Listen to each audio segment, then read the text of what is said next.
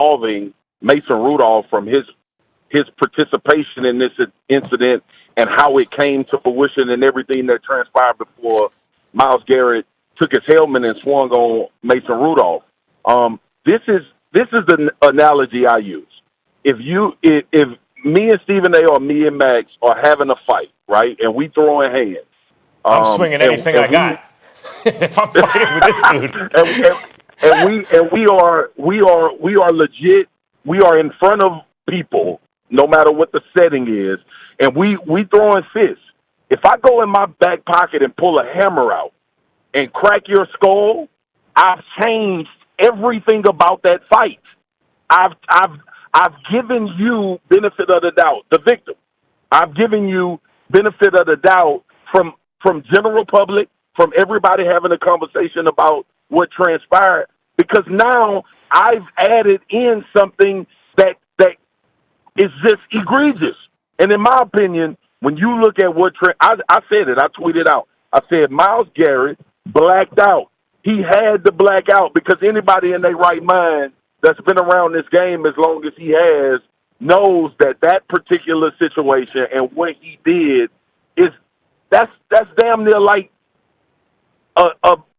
that's his career forever. Like, people gonna talk about that forever. But beyond that, we talk about codes and we talk about culture in the NFL. And look, it's a lot of dudes that don't necessarily want to abide by the code, but they do because they are a part of the NFL. They are part of the brotherhood that exists.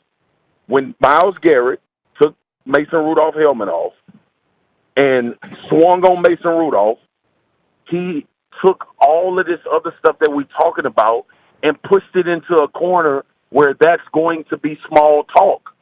The talk is going to be about Myles Garrett tomahawking on top of Mason Rudolph's head. Now, we can talk about what could have possibly happened if he would have hit him with the crown of the helmet, but the fact that we have to have that conversation lets you know where we are with what Myles Garrett did. And I don't think the league has a choice. It's two things. You could, and I watched a little bit about when you cited the rule book, Max, about what they do when the helmet is used as a weapon. I'm not sure they talking about when somebody else's helmet is off. Like, that went beyond football. It went beyond the field once that Myles Garrett thing transpired. So I'm not sure if the league can even I think they should give Myles Garrett 16 games and should have, like, the rest of this season and into next season, give him that season, and he has to do some things to leading up to that to get back into the league. Marcus, I'm with you. I'm with you on a lot of the way you're thinking about it right up until then. One guy started the fight. One guy brought helmets into it by trying to twist off the other guy's helmet. One guy continued the fight when it was over, and his own teammates were restraining the other guy.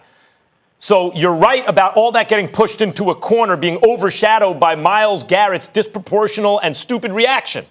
Right. Who was there to be hit with anything? When, like, that was Mason Rudolph. And if someone's pursuing you, and by the way, he got his hand on Myles Garrett. Watch that. He got his right hand on Myles Garrett. If someone starts a fight with you, escalates a fight with you, continues a fight with you, and you happen to have a helmet in the hand, maybe at that moment you're not thinking, oh, I have this weapon in my... You're just trying to hit him back. You're mad too. So to wind up with a 16-game suspension for that seems as disproportional to me as Myles Garrett's reaction to Mason Rudolph's antagonism. Max, I hear what you're saying, and my point is this. And everything you just said is logical. But the NFL is in a position for the last 5 years. They have been under the microscope for head injuries. They've been under the microscope for trying to so-called clean the league up. We just saw what they did with Vontaze Burfict, and I know that was a history of Vontaze Burfict making those moves. But, dude, I don't know how the league – look, they may not suspend them 6 games. 16 games. And that's great for Myles Garrett. That's great for the league if they figure out some way to justify it. The problem the league is going to have is the league is going to have to explain to everybody that Myles Garrett didn't try to put Mason Rudolph in a coma. Right. With They're that going to being have to said, explain that. So, but go ahead, Marcus, with that being said, what do you think, based on what you're saying, is a warranted suspension? How long, in your estimation, should Myles Garrett be suspended? The rest of this league year and 10 games next year. 10 games. So that's it. So you're talking about 16, a full 16 games. Why? I'm talking about a full 16. You said why, Roz?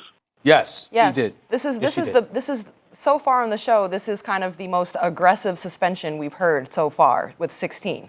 Yeah, I mentioned that they might consider 14. Yeah, you did. But I suggested it should be the rest of this season. Max said maybe a little bit less.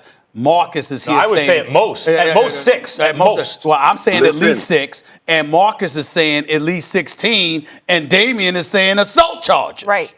There's been a number of opinions. I say, on by the way, today, guys. 6 for him and at least 1 for Mason Rudolph. All right, guys, we gotta go. Still to come on First Take. Need one too. Mm-hmm. Absolutely. Rudolph deserves some punishment. All right, we gotta go. More on this conversation coming up on First Take. Make sure you stick with us as we talk about what the NFL should do next.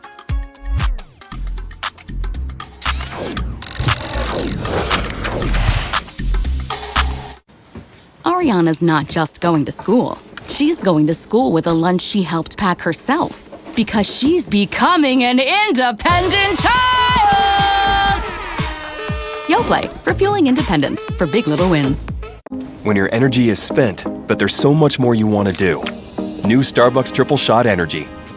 225 milligrams of caffeine for the energy to do what matters to you. What gives you energy? It's the gift that